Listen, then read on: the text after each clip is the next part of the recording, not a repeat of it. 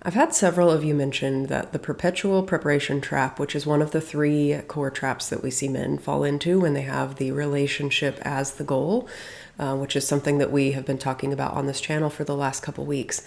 You mentioned that that really resonated with you, and so I wanted to do a deeper dive into that experience, both from the masculine and feminine side, and I thought, what better way to do that than to bring my real life partner on here, Andrew Bauer. He's been helping me not only co-create this information, that's how we found each other, but also something that we can facilitate together. So I wanted to talk about this both from the masculine and feminine perspective, because each of us have found ourselves in that perpetual preparation trap at different points in our own life and journey and worked our way through that. So I wanted to share a little bit about that today and kind of ask you some questions and again, share from the masculine and feminine development process in the process. So Andrew, is there anything else that you want for them to know about you? Not at the moment. It's what are the questions? All right. So I wonder if you would share with them a little bit about your experience being in what we're calling the perpetual preparation trap. What was that time of your life like? What were you thinking about? What was your intention at the time? What was my experience? First and foremost, it was not fun at all. Not one bit. The way that I would explain it was like I was living in a cloud, and it went anywhere from dark and stormy to barely any fog. So I felt like I was constantly trying to work out how to set myself, how to be so that life would happen how people said it was supposed to happen. So that was most of my experience. What was I doing? I was constantly looking for the next thing to try and fix this issue. I was looking for what's the next skill. So I was doing different styles of personal development courses. I was watching YouTube videos, looking for what's the next thing I was supposed to do to be able to get it right. And I found that some things worked and other things didn't. The personal development courses were interesting because there were some that they taught a bunch of skills and they were insightful. But I would only find that anywhere a couple of days a week, a month later, that I was still in the same situation I was before. I just now have a skill that's not doing what I was supposed to be doing. And again, I'm sitting there going, well, I must be doing this wrong. So then I tried to look for someone else to help, try to tell me how to do it right. Only to find, no, you're doing it right. It's just not getting me the results I was after. Whereas there were some other personal development courses where when I actually participated in them, they had me see something I hadn't seen before, and then I couldn't unsee it. It was a nuance, a distinction, something that had this awareness come alive in me that I just was like, wow, how did I not see this before? And because I couldn't unsee it, it then forced me to have to be with this thing over and over. And the best way to explain it as an experience is the first time you see the arrow in the FedEx symbol. And I didn't even know there ever was an arrow. And I actually had to look it up when someone first told me about it. And now that I see it, I can't unsee the arrow in the FedEx symbol. And for those who I've never seen it, quick Google search for arrow in the FedEx symbol, and someone's actually colored it in so you can see it. But once you do see it, you can't unsee it. So now when I look at that FedEx symbol as an example, I am either looking at the arrow, looking at the words, or looking at both. And these were the types of distinctions or nuances that when I saw them, I couldn't unsee them. So it gave me something that I had to now consider and account for every single time. However, it also gave me a reason why sometimes things worked and other times it didn't. And from that level, that's the thing that actually had me go, oh, that's why the skill is this way. Oh, that's why to not do it here. And it's not as if someone could have tried to tell me don't do it there, but it didn't make a difference until I saw the thing that I couldn't unsee. So it was your ability to see, for that analogy, the arrow and the logo, to zoom in and zoom out, that gave you the confidence or maybe the awareness. The application piece of use it here, not there. Yeah, well, it gave me the ability to trial out, to go, okay, well, now that I see a couple of things here that I hadn't seen before, what if I did it this way? What if I did it that way in these, say, three, in our example, 3 situations that I can now perceive? How do I apply this or not apply it at all to get what I'm after? And it just gave me something else to be able to own for myself. And now I know that that's what integration is. Integration is having the revelation experience, the seeing something you can't unsee, but then being able to work through everything in my life now against this understanding. So being able to go, okay, it doesn't work here, now why? And being able to play with that and understand it further for myself. But because I can see it, when I talk to someone else who sees it too, and they may be getting different results, I can then find out why they're getting different results because they're accounting for that in a different way. More apples to apples than apples and oranges. Yes. Gotcha. Okay. What was it that you were needing that maybe you didn't know how to ask for at that time? If you could talk to your previous self, what can you now see that you might have needed to ask for? What was I stepping over? Yes. One of the things I was stepping over was not being willing to be with emotions. So experiencing majority of emotions as being wrong or bad or something. Any time that I may have gotten triggered, I assumed that the trigger was about that moment right then. Instead of recognizing it as being, well, something's happened that has brought up a memory maybe, and it's a unconscious pattern. Instead of, maybe that's a better way of looking at it, instead of a memory, it's an unconscious pattern that has me perceive things in a way that's not in alignment with what's actually going on. So therefore I'm trying to fix something that isn't happening. That was one of the big issues that I would have on a regular basis, that would have people pull back and go, I don't know what's going on right now because you're not acting in alignment with what's really going on. But it's not as if they're saying that. They're just like, whoa, I didn't expect that reaction. And were unsure about how to deal with it. So then I would have people distance themselves from me because I'm reacting in unexpected ways. And when I started to recognize that when I was triggered, it had nothing to do with that moment and everything to do with a learned pattern. So then working out how to be okay with not being okay is one of the key skills that I had to learn. Like, I know we're saying about skills here, but that was a skill that was never been taught. And it is one of the ones that has opened me up to see more things than I'd ever seen before. So to get to those deeper pieces, finding out what's required to feel safe to explore things when I'm not okay, and just straight up own it, that I'm not okay, not that there's something wrong. Or that this isn't okay. Yeah, that wrongness is usually how it was put out. Something's wrong here, something's wrong with me. There was this constant wrongness, like right, wrong. And this is why I don't how do I put it? Instead of sitting there saying around shame, I prefer the notion of guilt as an experience that comes up, because certain feelings that come up, we associate labels and words to them and assume they mean something. So for instance, when I'm triggered, it's like, well, I'm feeling shame right now. I do change that to guilt, and shame is who I am is wrong. Guilt is what I did is inappropriate. And then I eventually realized that it's not even guilt, it's just something else to consider. And starting with, okay, if I've done something inappropriate, what was inappropriate? And inappropriateness then comes down to an action within a circumstance may not be appropriate. But the same action in a different circumstance is highly okay. Like, as an example, I used to talk to some clients about is it okay to punch someone in the face? And the usual answer is no. And it's like, okay, well, what happens if someone's coming at you with a knife? Have at them. If you're trying to make friends with someone, it's not going to be helpful. Unless, again, you're sparring in a boxing ring with your mate, and you get him in the face, he's going to be like, touche, you got me, good on you. But it all comes down to situational awareness and what's appropriate based on the situation.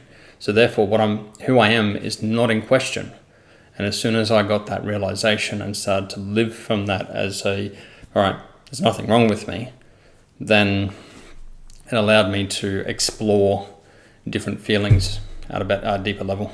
Can we go a little layer deeper? Go for it. What was it that you were resisting in those moments? When you saw something you couldn't unsee, like, was there something that you became aware of that you had been consistently resisting? Other than the emotions in general?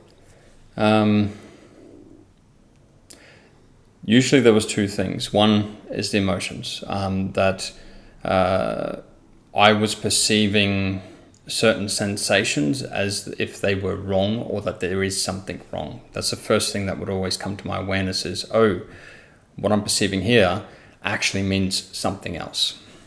The other one is there would be certain actions that weren't obvious to me before perceiving that thing that are now become absolutely obvious, and so, okay, I need to be taking these actions and leaning further into whichever way. And it was unclear which way to lean until I saw that nuance that had it open up a whole world to me, that I'm like, I'm making it mean this. It doesn't mean that. It means this over here. And the reason for it is this principle, this distinction. Like, to give an example that's probably highly relatable, which is what we've said before in some of the videos, is about the difference between having the relationship as the goal and sharing your life as the goal. So having a shared style of living and building out something together. That is a subtle nuance, but it's a distinction that means that there's so many things you can start to see differently. Because while we have the relationship as the goal, if we take into account like how Alison Armstrong talks about the difference between men and women's perception, how they look at things. Women have diffused attention, men have focused attention. So when it comes to myself as a man with high focused attention on a relationship as a goal, what happens is that, I'm only showing this much of my life, very small amount. And therefore the woman's trying to perceive, and she's just looking in that area because that's all I'm sharing. And can't see herself in it apart from maybe being friends. So therefore I get friend zoned. Whereas when I start to open up and go, okay, I'm going to share my life, the first thing I'm going to do is look at going, do I have a life I want to share? If I don't, well, then I need to do something about that and go, well, what life do I want? And start to get very clear on that. And from there, I'm like, okay, well, these are the areas I don't like. Well, what else can I trial out? And not try, but trial. What can I go and do and see if I like it, and then make an assessment later, instead of going in assuming that I'm not going to like it, which is what try means. But yeah, just going, okay, I'm going to sort this one out, I'm going to sort that one out, I'm going to sort that one out. And in the process, I'm starting to interact with different people and do different things. I'm going to be in different environments. So then I get to experience a whole new side of me that I hadn't even realized and experienced before, because certain parts of us come out in different environments and experiences.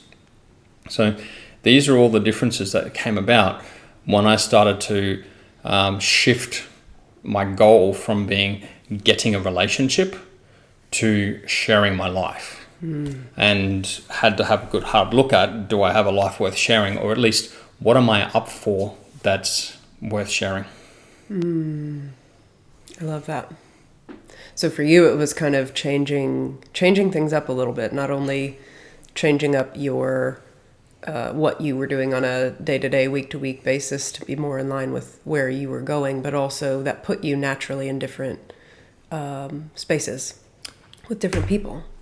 It did that, but it didn't, how do I put it? By realizing that I was out to share a life with someone, meant that I stopped looking for someone to rescue me from the life I already had. because I didn't realize that that's what I was unconsciously doing. By having a relationship as a goal, it's like, all right, when I receive a girlfriend, when I have a partner, my life is going to be better. And there's this constant goal for something that's outside of myself giving me what I'm after. And being able to have that shift of going, well, if I'm going to have a life where I spend the next 80 years with somebody, then constantly looking for something outside of myself to rescue me from my situation doesn't seem like it's very smart. It's short-sighted. Yes, it is. And I realized, like, I've been around software engineers, so there's a thing called day 0 and day 1 when you release software. And day 0 is like, yes, it's perfect. And then day 1, everything is not what you expected. And that's what I was realizing was happening within relationships. I wasn't even getting to day 0 most of the time. I would go on dates, and the couple of dates in, and then there would be nothing. And I have to go and start again and again and again. And it was, eventually it came around to the realization that I wasn't creating anything to share. I was expecting her to bring it, and it was an unconscious expectation. Ooh. Wow. Okay. Interesting. This is what's coming to me is this whole conversation of like, what do you bring to the table? When men are saying like, what do you bring to the table? That is an unconscious thing that's happening on both sides. Everyone's wanting someone to come to the table with more than what I am, so that it's a collective wholeness or a like collective more fun than just by myself. I found the bringing thing to the table is a nuanced. We work in nuance, so let's just talk nuance because that's what everyone seems to love here. It's not as straightforward and cut and dry as saying, well, who's bringing what to the table? There's a certain level of realization where it's, I've been bringing so much, what is the other person bringing? Which is a healthy thing to do. But you've got to be careful not swinging too far the other way. Because the coming to the conversation with what is the other person bringing while still focusing on relationship as a goal will give you the same outcome, just with a whole set of different problems. Whereas coming at it from what life am I sharing, it's no longer what do you bring to the table, but rather how do you, how do I put it? My style of life, if I share that with a woman, it now becomes how do you want to do that? Not in the sense of now I have to change who I am, but rather vetting that she's actually in alignment with what I'm setting up for and what I'm after. Because if she shares something that doesn't align with how I want to do it, not a problem. She is still bringing something to the table, or to the dance floor is a better way of looking at it, because I don't like the idea of sitting across a table from a partner. I would rather be on a dance floor together. But the coming at it from that perspective of, well, here's the life that I'm building, and I don't have to have fully built it, but that's the direction I'm going. And if you want to come with me, great. Share with me how you perceive it. What type of ideal do you have, and what type of experience are you looking for? But also, I need to make sure I have the answers to that question myself, because if I'm asking it, then it's only to be expected she'll ask it in return.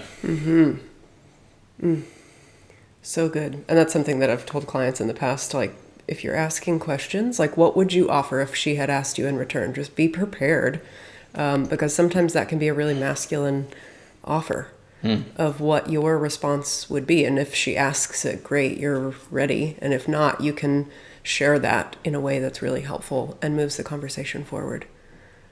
Thank you. Yes, what they bring to the table is very nuanced. I think when I saw what you had just said, it was what are they bringing to the table in the sense of like, what lifestyle is she looking for? What are her expectations and kind of like vision for her life, and seeing how compatible those are. The analogies that we use make more sense once this lens is put in place. And consider it as a lens. You've got one lens which is highly focused, and it's on an outcome that is day 0. What is it going to take for me what do I have to do for her to agree to be in relationship with me? Do I have to look this way? Do I have to look that way? Do I have to speak this way? What skill do I need to put in place? And it's all about how do I present in such a way that she will just say yes. Whereas sharing a life then becomes about, well, I'm on this journey and I'm going to build this life regardless. And I want somebody who's going to help me with that. Because being in a marriage where it doesn't work and you're not compatible is not fun. I've done that too. Yeah. And it's not as if there's something wrong with the other person. My ex-wife is a lovely woman. We just weren't compatible. Which is why we talk so much about compatibility, because that is the piece that is often missing. And we are looking at the other person with either blame or contempt or self-blame and self-contempt when the relationship doesn't last the way that we want, or it doesn't play out in the way that we expected, when the reality is the foundation and the compatibility piece is often the piece that was missing. And to tie all this back down with compatibility, we won't know that until we become clear on what type of life do I want to share. And that becomes the vetting process, the filter for, is this person the right fit for me and what I'm up for, and am I the right fit for her and what she's up for? Only then can we really say, yes, this is what I'm after as a partner. This is why we talk about partners. I know that there's a lot of men that don't like being called a partner, because how it's usually used is not a very nice connotation. But we're talking about life partnership, similar to business partnership. Not in the sense of life and business are the same, but when someone talks about being a business partner, there's a lot more reverence involved in that. We're looking at that reverence plus more as a life partner.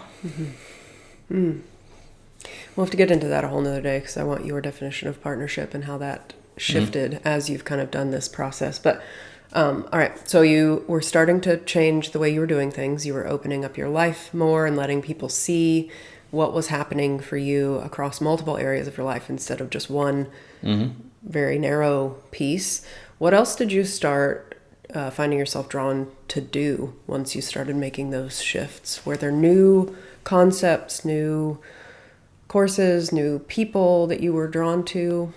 There was a few different things that really started to shift. The first one was I really started to notice how I showed up differently in different situations, scenarios, circumstances, basically different locations. I picked this up when I was having to travel for work. I would go into a new city and could be a whole different person. It's as if I was a blank slate, so I tried something different. I moved from North Queensland to Southeast Queensland to Victoria throughout my life and got to trial out being different people. Now, not everybody can do that, but what you can do is go to some other place you'd never gone to before and just see how you show up within that. So changing locations works really well. Changing the people I'd speak to. I'd challenge myself to go and talk to someone, not with some sort of expectation. Like, I know there's a lot of advice to just go and speak to a woman. And usually what I found was, if I tried to go and speak to a woman, there was still this, will she pick me under the surface?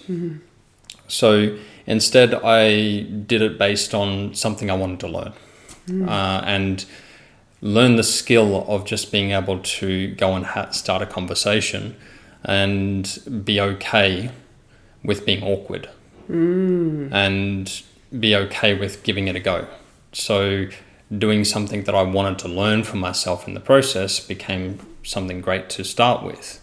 And again, some people are like, well, but I want a result right now. It's like, well, okay, what can you do differently that sends you down that path? Because if it's all about a shared life anyway, well, then you might as well kill two birds with one stone and be like, all right, well, I want this in my life, so I'm going to go and learn it and meet a bunch of people in the process with no expectation of getting a relationship from it, but rather just to enhance my life, so I'm preparing for the partner that's coming. Because I spent over close to 25 years trying to find the right partner, as in trying to find the right relationship, and then with the realization of having a shared life, then it naturally showed up of its own. Mm-hmm. So, and that used to frustrate the hell out of me. Mm-hmm. But again, being able to go, well, at least I'm building the life that I want, that when as I'm going on dates, I'm starting to find out, is this person right for me? Mm. The other one was I really started to pick personal development courses that forced me to see things in a different light. Mm. And I also gravitated towards the people and the conversations that had depth. If there was no depth there, I started to be okay with just being on my own. I don't like shallow conversations. I can do them, but if someone's not willing to go into deeper conversations, then I just be polite and then move on and don't really spend too much time or effort there. Mm. And instead, I then go to someone else and start having different conversations and finding where someone's willing to have deeper conversations with me. Because again, that's when I start to have more of the type of life that I want. Hmm. Yeah. If it doesn't have what you know you need, it's got an expiration date from the start. Mm. I know we started this with around the whole skill sides of things, but where we're headed with it is that there's one thing about learning how to technically do a skill, and there's another one of learning how to embody that Mastery. skill. Yeah, the mastery sides of things. And I had to be okay with being awkward, being not good at something, and being willing to go beyond what was here for me. But because the type of skill with relationships and partnership has a lot to it, I had to break it down into something smaller and make sure I was coming at it from the right lens. Because while I had the wrong lens, I was practicing the wrong thing. Mm-hmm. By putting the right lens in place, I could see where even when I was practicing it the wrong way, it wasn't necessarily wasted time per se, but I could go, oh, here's the reason why it didn't work this way, here's the reason why it did in this instance, but then it went wrong over here. And could actually learn from my mistakes by consistently applying the new lens, which again, like the result I got, I was over the other side of the world. So it is possible, and it's not as if it's some magical thing. It's just purely we're doing the same sort of stuff that we're up for. And if it wasn't Courtney, my figuring was that by hanging out in her community, I was going to find the person that I was after regardless, because she was representing what I was up for in a woman per se. And I assumed that she was actually already had a partnership.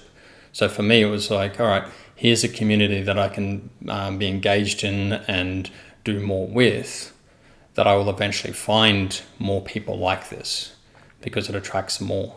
So again, I was just looking to build my life out. In the meantime, this is a conversation that is moving me in the direction that feels helpful. Mm-hmm. Yeah. And I'm able to talk with more people that like depth, they like nuance, they like more than... I know we talk a lot about paradigm shifts, but what we're after is a much deeper transformation than just a pure paradigm shift. And this is the whole being able to perceive something you hadn't perceived before, because then what happens is we can then realize the meaning that we need to be perceiving. Because while I'm looking at it with this lens, I'm making things mean this, and it's not in alignment with what I'm up for or reality. So once we put this new lens on that's more in alignment with what we're up for in reality, we're starting to perceive meaning that is actually there, and instead of justifying.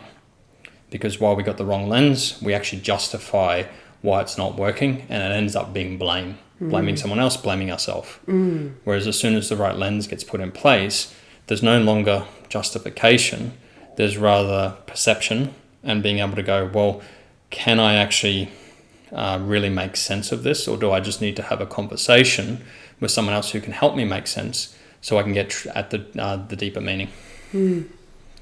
I love that because and this is something that I've been telling clients for years now, it's like everything is a skill, but you can practice a skill and be really masterful at it in the wrong way. My tennis coach used to say this, like if you're not practicing with proper form, you're actually practicing with improper form. And the muscle memory that you need in a game is proper form plus the actual skill itself. And that's what I love what you're saying is like the right lens coming from the right orientation is the underlying issue. It's not that the perpetual preparation trap, because I found myself there too and was quite masterful at practicing the wrong muscle memory.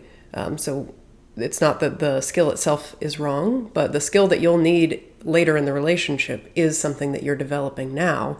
If you can get it from the right lens as well, you will find that relationship kind of collapse time a little bit more effectively and build the right skill that you'll need to support that type of relationship in the long run.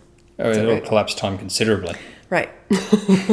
Like the whole function over form thing is an ongoing piece that people look at, and getting the form right and practicing the right form will have you automatically start to develop the function. Whereas if you're constantly looking outside of, well, here's the functions that they're getting, and if I just mirror them, I will get the same result. It's not always the case because you may not be able to get the right form in order to truly mirror the function, because there's a bunch of assumptions you're making in order to try to mirror them. And yeah, being able to get at that, the nuance that you perceive that allows you to be able to consistently practice the form, as in get the right lens, then you'll be able to work with that lens for yourself. And therefore, when you're having a conversation with someone else who's getting the result you're after, you're now verifying what you're perceiving against their perception in comparison, like in internal perception, in comparison to perspective of what you're seeing about them, and trying to work out what's going on there. So now you've got something internal as a principle that you can practice and play with. And that's what we talk about I think in the coaching space a lot. I hear like you're calibrating to the people around you, the people who you surround yourself with, or where you're headed, where you're going. And it really is that element of not only I teach more nervous system work, but like your nervous system is calibrating to this new level of openness and calmness, but also the skill level. You use a lot less effort when you're playing tennis if you are using proper form. You're using your body mechanics correctly and the racket correctly to create the same effect as someone else who, if you don't have the proper form, you're having to use a lot more effort to recreate that. And it's jarring. Yeah, I love that. Is there anything else that you found really helpful, or if you were giving this conversation to the previous version of yourself, that you would like for him to know? It would really speed things up for him. It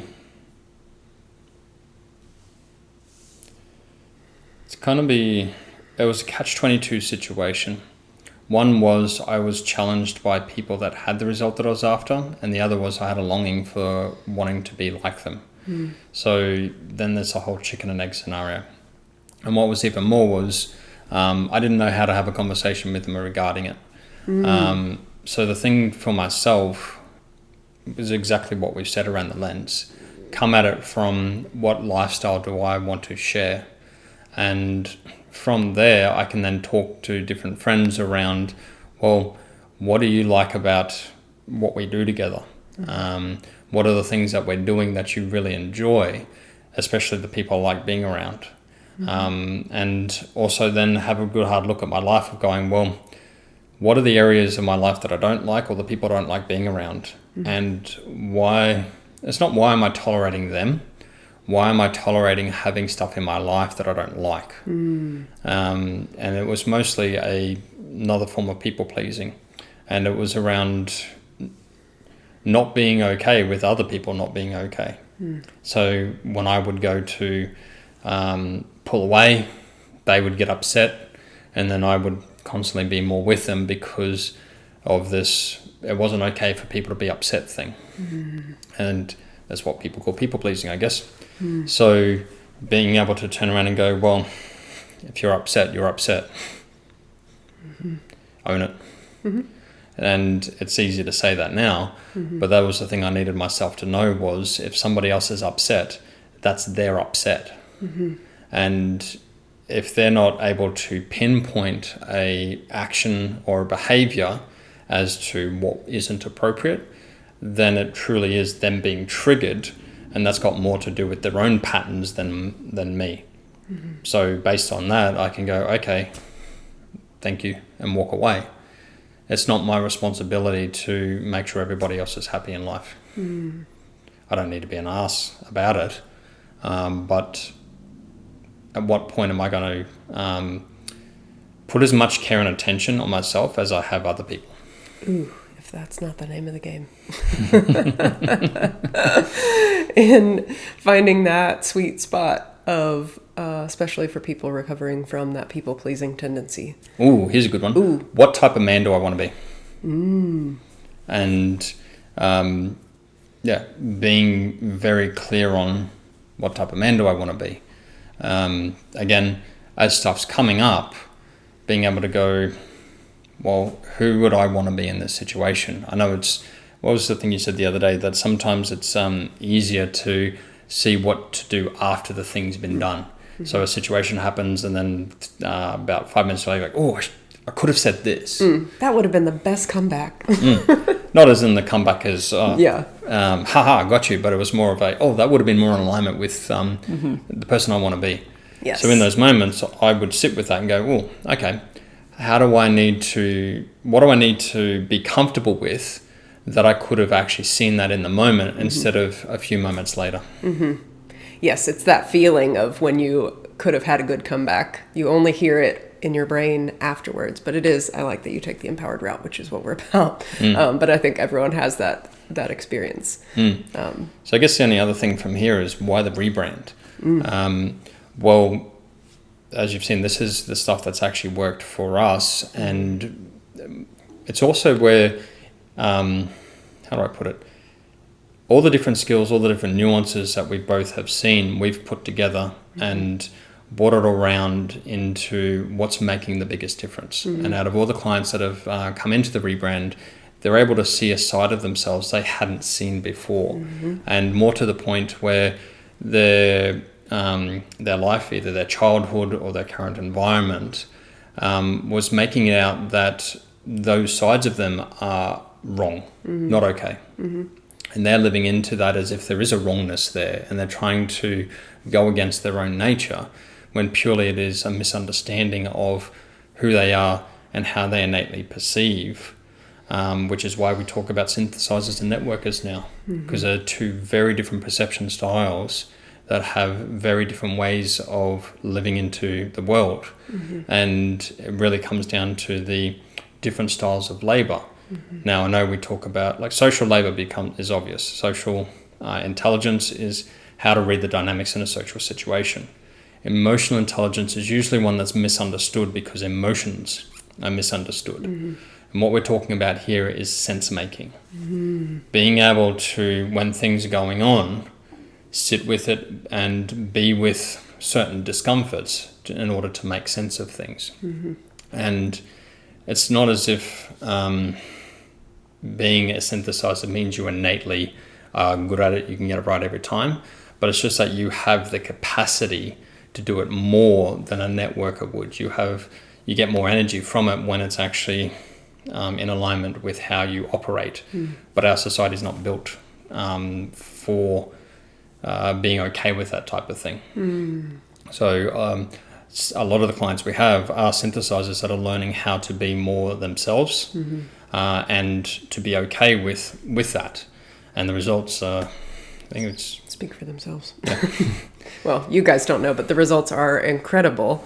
We get feedback all the time of leaving calls just feeling completely mind blown. And things like, you can't unsee that. I have never seen that before, and I didn't realize how many other things in my life needed that orientation until it was presented in this way.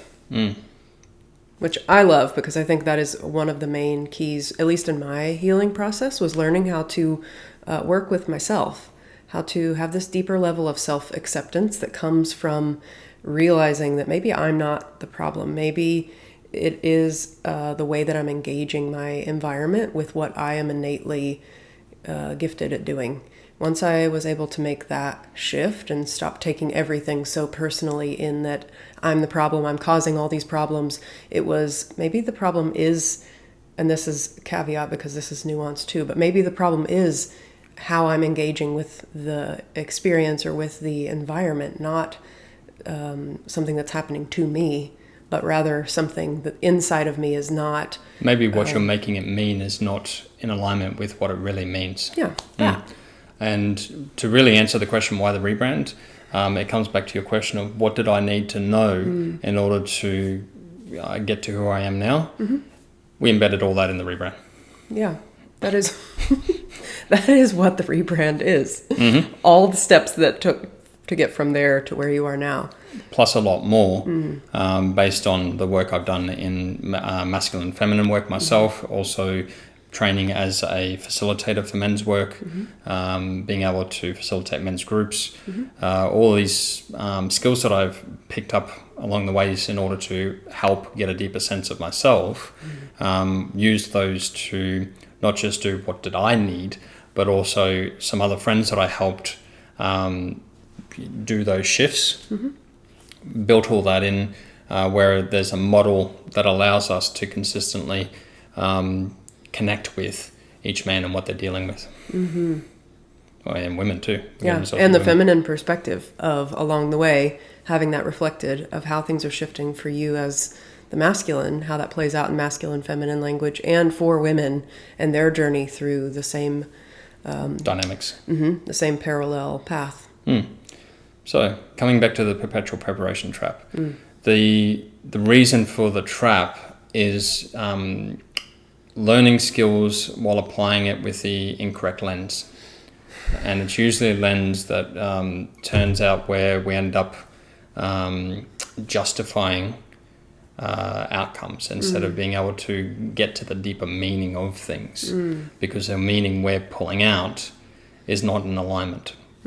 So by applying the wrong lens, we end up with this whole right and wrong situation and not knowing why things aren't making sense.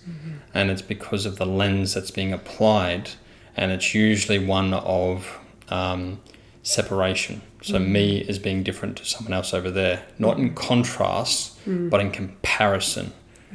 And being able to go, well, I'm wrong or they're wrong or something else. And this is what justification is. As soon as we discover what the real lens is to put in place, that's when things make sense. And where somebody else is getting a different result to us is in contrast to who we are. Like the whole point of masculine and feminine and men and women is because we're contrasting as well. Whereas if we compare to ourselves, like, oh, I'm showing up and they're not showing up, that's comparison. Being able to go, okay, well, I'm showing up and the women that are showing up for me aren't in alignment with it. Great. How do I need to have different conversations? How do I attract different women that I can have different conversations with? That allows me to go, it's not all women, but rather the women I've been talking to. Oh, so powerful. And I would say the same in the inverse for women. Yeah, the experience needs to shift, not either you or the other person being wrong. Yeah, it's what we're making it mean needs to shift. If I've had conversations with, 100 women and I'm getting a result that's not in alignment with what I'm after, does that mean that every woman across the world is like that? Or is it that I'm just hanging out in the same locations and attracting the same type of women just with different faces? And having a good hard look at that and going, okay, well, there is a possibility that I'm just having conversations with the same type of women because how I'm making things mean, how I'm reacting in certain situations is repelling, or at least having the women I want take a step back and wait, going, I've been down that path before. I don't want to have to be with this type of man again. And it's an assumption on her behalf, but there is a level of validity to it. So maybe I need to have a look at myself and own some more too. That feels like a whole other It conversation I is. want to have with We you. got a lot of deep dives. We're going to be bringing more of this type of content, just unpacking some deeper nuance with you guys, because I think Andrew does a really brilliant job at sharing from a really distinguished, nuanced perspective, and we want for it to be more conversational. So feel free to join the conversation. I would love to hear if this gives a little bit more context to your experience of being in the perpetual preparation trap, and what you want to take away from this information, what you want to put in action to start creating different experiences for yourself. And if you are needing that lens level shift, talk to us. We have discovery calls where we're both there. We can get really microscopic and granular as to what lens is needing to be shifted so that you can have the clarity that you need to make a decision. If the deeper integration work is appropriate and what you're looking for, we would invite you into that as a next step. But regardless, having the conversation so that you're at least seeing the actual challenge clearly, to me, is such a gift, so that you can stop beating yourself up, stop going and gathering new skills and staying on this hamster wheel that is common in the personal development space. We want to help you shift out of that. And part of it is that we need the right lens, the right landscape for you to be looking at the challenge from. Have the courage to have a discovery call, because as much as we love the comments in the community, which is what helps keep the conversation going, there is some conversations that need to be had one-to-one, because the comments are a social landscape. So have the courage, book a discovery call, share with us what's going on for you, because only then can we really point at how to really align this lens and drop it in. And it may require certain, like, everything is a skill, which includes applying the right lens. I love that you said that. Yes, that's probably one of the most important skills. Anything else you want for them to know?